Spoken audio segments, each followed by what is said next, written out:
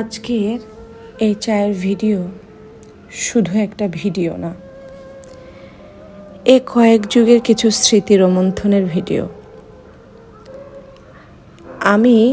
আমরা বড্ড অস্থির সময়ের মধ্যে আছি, থাকি। কিছু মানুষ আছে সময়ের স্রোতে গা ভাসাতে পারে, আমি পারিনি, পারিও না। এক একজনের কাছে সম্পর্কের মানে এক এক রকম। প্রাত্যহিক জীবনে এমন অনেক কাজ আমরা করি, কারো কাছে এটা নিত্য অভ্যাসের হলেও অনেকের এই নিত্য কাজের মধ্যে অতীতের তীব্র স্মৃতিকে হাতছানি দেয়, সুখ স্মৃতি মনে করিয়ে দেয়। বর্তমানে সেটা হয়তো অনুপস্থিত। আমি কখনোই খুব বেশি একটা চা প্রেমী ছিলাম না। খেতে গেলেই জিহ্বা ঠোঁট পুড়ে একাকার হয়ে যেত।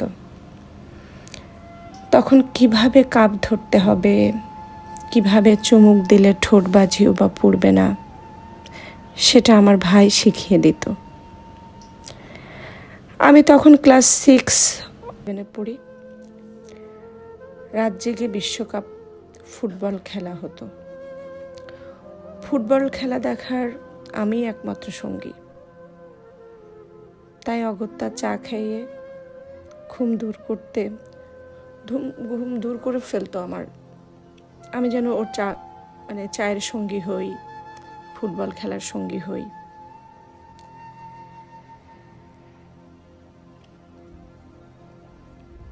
বাবার বাড়ি যতদিন ছিলাম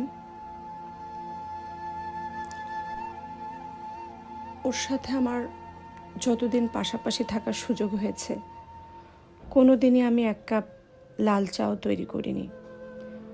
বরাবরই ওই করত। আজ খুব বলতে ইচ্ছা করে, জানিস আমি আজ কত রকম চা বানাতে শিখে গেছি? কমপক্ষে 10 রকম। তান্দুরি চা, মাসালা চা, দুধ চায়েরই হরেক রকম প্রকার, মালাই চা, নানান রকম চা। আজ সময়ের সাথে সাথে বছর পেরিয়ে যুগ পেরিয়েছে, পরিবর্তন এসেছে অনেক কিছুতেই। সময়ের ব্যবধানে সুসম্পর্ক বা আর্থিক অসমতায় সম্পর্ক হয়তো বা হারিয়েছে। সব হারানোর মাঝে কিছু স্মৃতি একান্ত নিজের। চা খেলে আমার ঘুম আসে না কখনো, এখনো আসে না, তারপরও খাই। কড়া দুধ চা খাই। যেদিন ভাবি আজকে কড়া চা খেলাম, ঘুম তো হবে না, আবার ভাবি আচ্ছা ঠিক আছে, একটা ঘুমের ওষুধ খেয়ে নিব। এই যেন নিজের কাছে নিজের সম্পর্ককে বাঁচিয়ে রাখার আপ্রাণ চেষ্টা। এই চেষ্টা সে অথবা কেউ জানে না, অনেকেই জানে না, তবুও ভালো লাগে। আমি তো জানি। প্রকৃতি চাইলে কোনো একদিন হয়তো পাশে বসে চা খাবো আর বলবো, দেখ এখন আর আমার ঠোঁট জিহ্বা পড়ে না, আমি চা খাওয়া শিখে গেছি, অনেক ভালো করে চা খেতে পারি।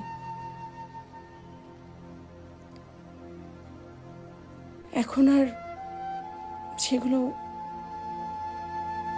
যখন মনে পড়ে না, ভীষণ ভীষণ স্মৃতিকাতর হয়ে যায়।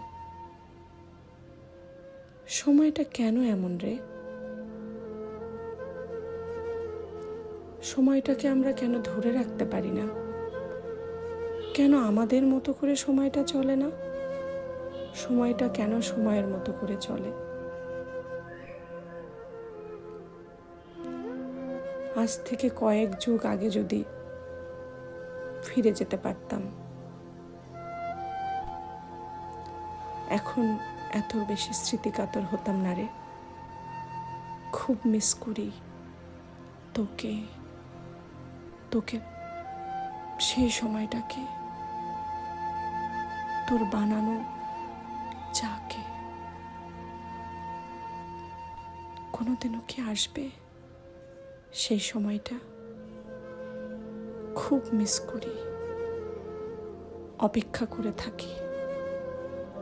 জীবনের শেষ দিন হওয়ার আগে যেন এমন একটা দিন আসে, যেদিন বসে মুখোমুখি তুই আর আমি, ধোয়া ওঠা চায়ের কাপে চুমুক দিতে দিতে সময়টাকে উদযাপন করতে পারি। হয়তো একই শহরে আছি। ভালো থাকিস। ধন্যবাদ।